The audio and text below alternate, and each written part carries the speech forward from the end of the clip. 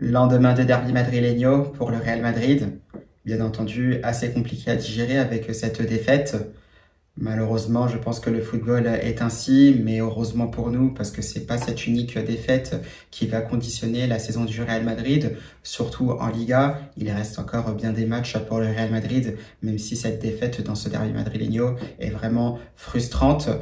Force est de constater les dégâts. Malheureusement, je pense qu'il faut aussi apprendre de ses erreurs pour en faire le moins possible par la suite.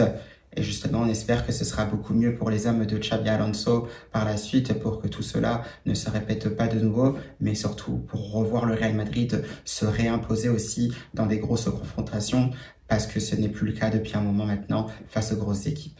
Buenas a todos y a todas, j'espère que vous allez bien, c'est Bakikone de Madrid. On se retrouve pour une nouvelle vidéo à propos du Real Madrid comme d'habitude.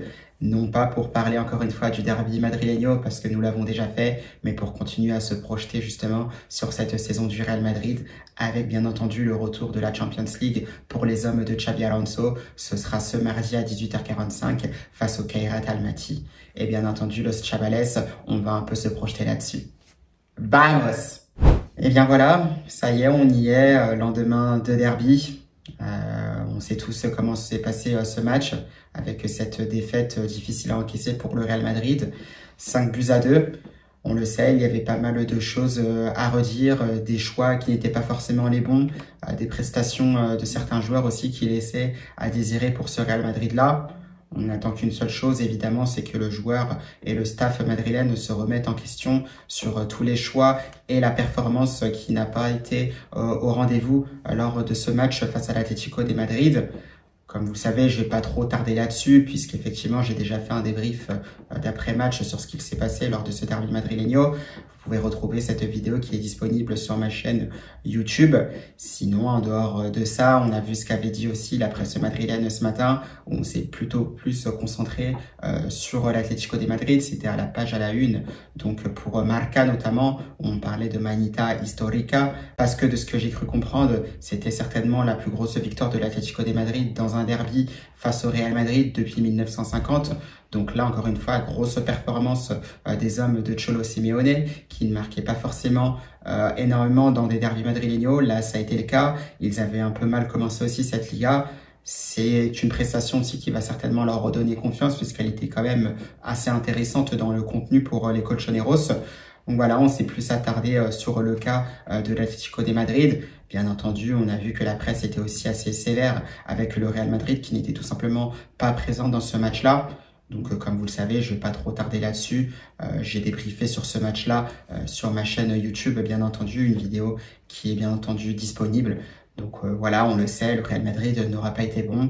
Je pense que les joueurs savent ce qu'ils ont à faire. Le staff aussi sait également ce qu'il a à faire, qu'il y a tout simplement aussi pas mal de travail pour retrouver les sommets déjà du football espagnol, puis ensuite du football européen. Comme je disais un peu avant, ça reste qu'une défaite. Il reste encore beaucoup de matchs avant la fin du championnat. Et c'est un Real Madrid, au pire des cas, à la fin de cette journée du dimanche, qui ne sera que deuxième du championnat, à minimum un point du FC Barcelone. Donc tout reste possible pour la suite de la saison. Mais il faudra bien sûr rester concentré et rester soudé pour les hommes de Xabi Alonso.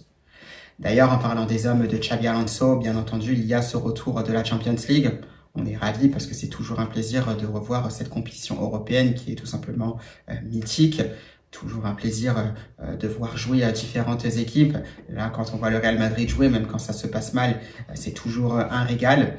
Les hommes de Xabi Alonso sont attendus donc ce mardi à 18h45 pour la deuxième journée face au Kairat Almaty, une équipe kazakh, voilà, qui est actuellement, je crois, peut-être premier de son championnat puisqu'elle n'a joué que 2 matchs si je ne dis pas de bêtises.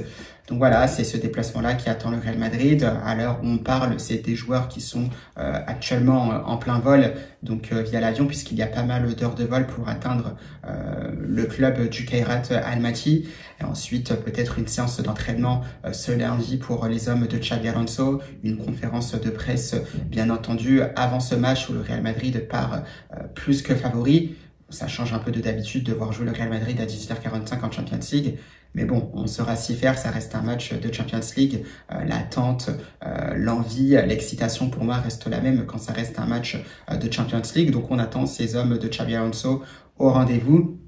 D'ailleurs, il y a eu la liste des joueurs convoqués qui est sortie. On s'aperçoit que ça reste quand même les mêmes joueurs convoqués, à quelques exceptions près. Encore une fois, c'est qu'on manque cruellement de défenseurs, puisque Dani Carvajal est touché, il est blessé.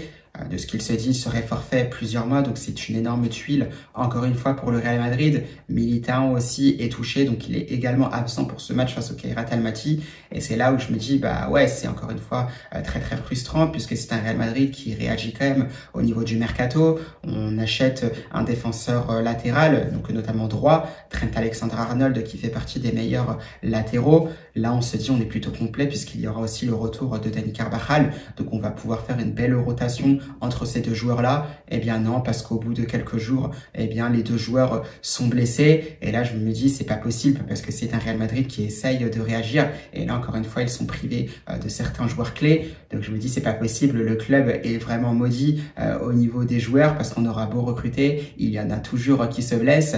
Pareil aussi en défense centrale, on recrute Dina Hyssen. Alors certes, moi j'ai toujours pensé à dire qu'il fallait recruter un défenseur central supplémentaire. Vous étiez certainement nombreux aussi à le penser.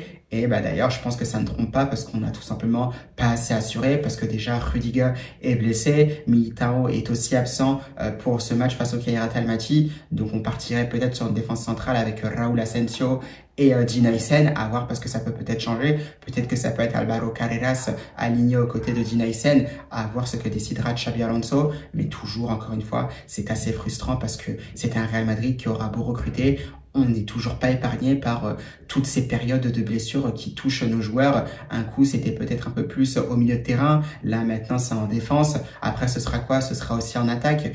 Donc non, c'est un Real Madrid qui n'est tout simplement pas épargné par les blessures. Et c'est vrai que c'est assez agaçant. Et par moments, moi-même, je me demande ce qu'il faut faire pour échapper davantage à ces blessures, parce que ça commence à être pénible au bout d'un moment. Et c'est un Real Madrid qui n'arrive jamais à faire une saison complète avec tous ses joueurs au rendez-vous, tous ses joueurs aptes à jouer.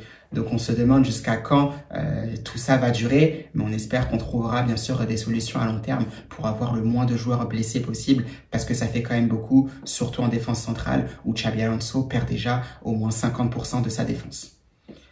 Donc voilà, déjà ça, c'est assez agaçant. Maintenant, force est de constater qu'il faudra bien jouer ce match face au Kairat Almaty. Comme on le disait, sinon pour le reste, ça ne change pas. Tous les milieux de terrain sont présents, tous les attaquants sont présents également. Donc ça reste une bonne nouvelle pour Xabi Alonso, qui pourra quand même continuer à bosser. Et derrière, on va se retrouver face à une équipe, le Kairat Almaty, donc qui jouera sa première compétition, qu'il a déjà commencé d'ailleurs.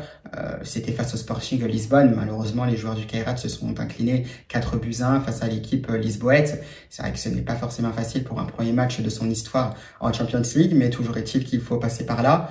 De ce que j'ai entendu, cette équipe du Kairat Almaty n'a pas manqué de courage. Ils se seront battus jusqu'à la fin, malheureusement, face à une équipe du Sporting Lisbonne qui était bien plus organisée, qui était bien plus en place, avec aussi bien plus d'expérience, bien plus de connaissances dans cette compétition européenne, aura su faire cette différence face au Kairat Almaty et se sera imposé 4-1. Donc on le sait, c'est une équipe du Real Madrid qui est largement favorite, qui aura les capacités, bien entendu, de mettre cette équipe du Kairat en difficulté, qui devra logiquement s'imposer. Maintenant, attention, on n'est pas à l'abri de toute surprise, parce que on a quand même tendance à rappeler que le Kairat Almaty joue sa première Ligue des Champions de son histoire.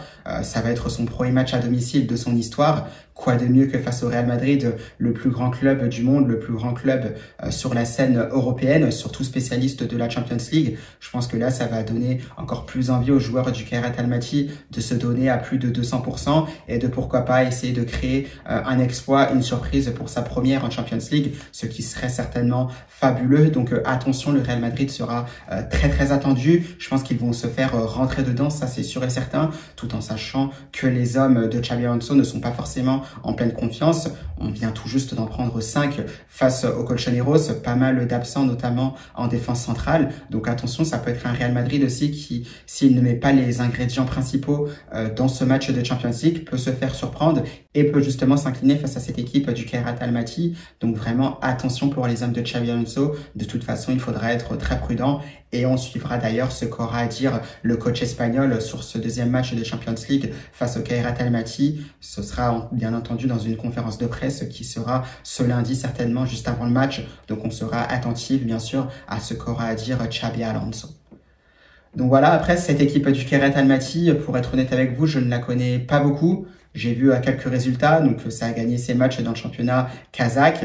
Voilà, un match qui a été difficile pour sa première en Champions League face au Sporting Lisbonne, comme on le disait il y a quelques secondes. Après, sinon, les joueurs, je les découvre comme vous, je ne les connais pas essentiellement, donc je vais certainement les découvrir lors du match face au Real Madrid. On verra tout simplement ce que ça donnera. En tout cas, il faudra être vigilant pour les hommes de Xabi Alonso. On compte sur tout le monde. On sait bien entendu que des joueurs comme Kylian Mbappé et Arda Güler sont en pleine forme. Ils devraient certainement être reconduits par le coach espagnol à voir ce qu'il se passera. Est-ce qu'il y aura de nouveau des turnovers sur certains autres postes, comme sur le côté gauche ou le côté droit, peut-être au milieu de terrain, un Federico Valverde qui serait peut-être forcé de retrouver une place de latéral droit, étant donné que nos latéraux principaux sont absents, à savoir Carvajal et Trent Alexander-Arnold, Carreras qui pourrait repasser bien entendu dans l'axe avec un Fran Garcia qui pourrait occuper le couloir gauche. J'attends de voir, est-ce que Jude Bellingham serait reconduit au milieu de terrain? Je pense que maintenant il pourrait l'être, il l'a déjà été dans le derby des Madrid, même si ça pouvait être beaucoup trop tôt. Là, je pense que face au Kairat Almaty, ça pourrait être le cas pour le joueur anglais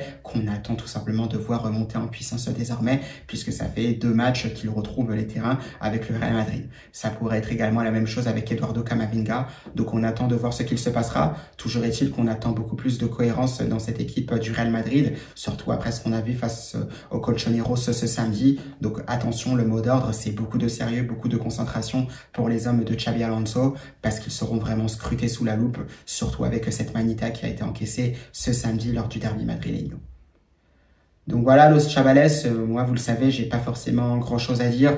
J'ai pas forcément de grosses attentes sur la composition d'équipe, puisque ce n'est pas forcément là qu'on va attendre le Real Madrid, même si c'est vrai que la victoire des Madrilènes, si elle a bien lieu face au Kairat Almaty, serait logique. Ce n'est pas forcément là qu'on va les attendre. Nous, on veut plus les voir lors de gros matchs. Ça fait longtemps qu'on n'a pas vu le Real Madrid s'imposer lors de grosses confrontations.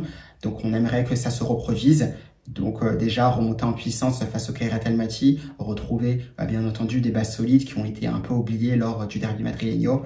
Et comme je disais, cette victoire qui reste malgré tout importante parce que ça rapprocherait aussi le Real Madrid d'une qualification pour les tours suivants en Champions League, du moins pour les barrages déjà pour commencer. Ensuite, il faudra voir pour se qualifier directement en 8e de finale. Donc voilà, Los Chavales, ce sera tout pour cette vidéo d'avant-match pour le match entre le Real Madrid et le Kairat Almaty en Champions League. Moi, je vous souhaite bien évidemment une bonne soirée, une bonne fin de week-end. Bien entendu, je vous tiens aussi au courant de ce que j'aurai à dire par rapport à la conférence de presse de Xabi Alonso pour ce match-là face au Kairat Almaty en Champions League. Et tout simplement, Los Chavales à la Madrid.